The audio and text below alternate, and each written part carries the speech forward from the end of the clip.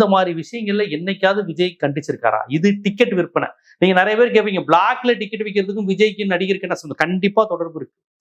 ஒரு படம் எந்த அளவுக்கு பிளாக்ல டிக்கெட் விற்குது, அதை விட்டு எத்தனை ரசிகர் மன்றங்கள் நல்ல கல்லா கட்டுறான், எத்தனை தேட்டர் கல்லா கட்டுறான், எத்தனை டிஸ்ட்ரிபியூட்டர் கல்லா கட்டுறான், இது எல்லாம் சேர்த்துதான் அடுத்த படத்துக்கு விஜயோட மார்க்கெட் ஏறும். நல்லா கவனிச்சு பாருங்க. பிளாக்லயே டிக்கெட் விற்காம தேட்டர் ரேட்ல மட்டுமே வித்தா அடுத்த படத்துக்கு நீங்க மார்க்கெட் ஏற்றி சொல்ல முடியாது.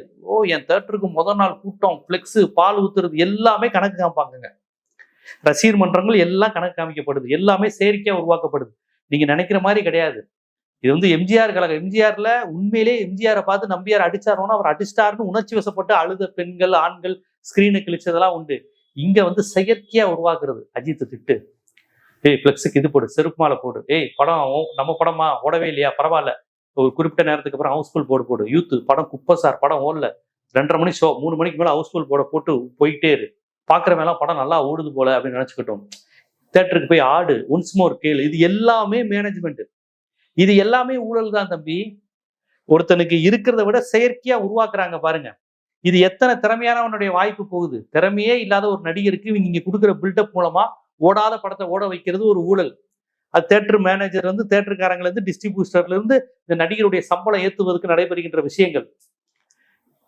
இப்படி விஜய பிஆர்ஓ வேலை பார்த்தா வளர்க்குறாங்க. நீங்க வந்து ஊழல்னா நினைச்சுக்கிறாங்க, டிராபிக் போலீஸ் 50 ரூபாய்க்கு போயிலாம் 200 ரூபாய் கேட்கறது, ஒரு 300 ரூபாய் வெட்டிட்டு போங்க சார்னு கேட்டா ஊழல், கவர்மெண்ட் சரியில்லை. என்னது மார்ச்சவரியில சாராயம் குடிக்கிறாங்களா? மார்ச்சவரியில பாடியை அறுக்கிறதுக்கு 500 ரூபாயும் ஒரு சாராயமும் கேட்கிறான் சார், அந்த மார்ச்சவரியில் அறுக்கிறவன் ஊழல். இதெல்லாம் உங்களுக்கு ஊழல். கார்பரேட் முதலாளிகளுடன் விஜய் வச்ச கூட்டு ஊழல் இல்லையா?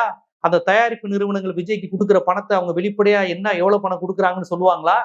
இவ்வளவு பணம் கொடுத்துருக்கோன்னு பேங்க் டிரான்சாக்சனை காப்பாங்களா? எத்தனை ஒயிட்டு எத்தனை பிளாக், இதெல்லாம் ரொம்ப சர்வசாதாரணம். இதெல்லாம் உட்காந்து பேசிக்கவே மாட்டாங்க. விஜய்க்கு இதுல எப்படி எவ்வளவு பணம், இதுல எவ்வளவு டிஸ்ட்ரிபியூஷன் எடுக்கிறது, இது எல்லாமே ஊழல் பணம் தான் தம்பி. இது எதுவுமே உழைப்புக்கான அங்கீகாரம் கிடையாது. இது எல்லாமே லாபி செஞ்சு ஒரு கான்செப்ட் வச்சு ஒரு படம் வர்றதுக்கு முன்னாடியே. விஜய் படத்தை மட்டும் சொல்லல, எல்லா நடிகர் படம், நான் ஏதோ விஜய் படத்தை மட்டும், சினிமா நடிகர்கள் உருவாக்குற பிம்பங்கள் தங்களை பெரியாட்களா காண்பித்துக் கொள்ள, அதுவும் இந்த 15 ஆண்டுகளாக ஓடிடி அதுல இவங்க யாருக்கு போகணுங்கிறதுல இருந்து இந்த விஜய்க்கான, இந்த நடிகருக்கான ஹைப் அடுத்த படத்துக்கு வரணும்னா இந்த படத்துல அதிகம் பிளாக் டிக்கெட் வித்தாகணும், அதிகமா வசூல் காமிச்சாகணும், டிஸ்ட்ரிபியூஷன் ரேட்ல இருந்து, இது எல்லாமே ஒரு லாபியில ஊழல் தான். இது ஒரு பக்கமா.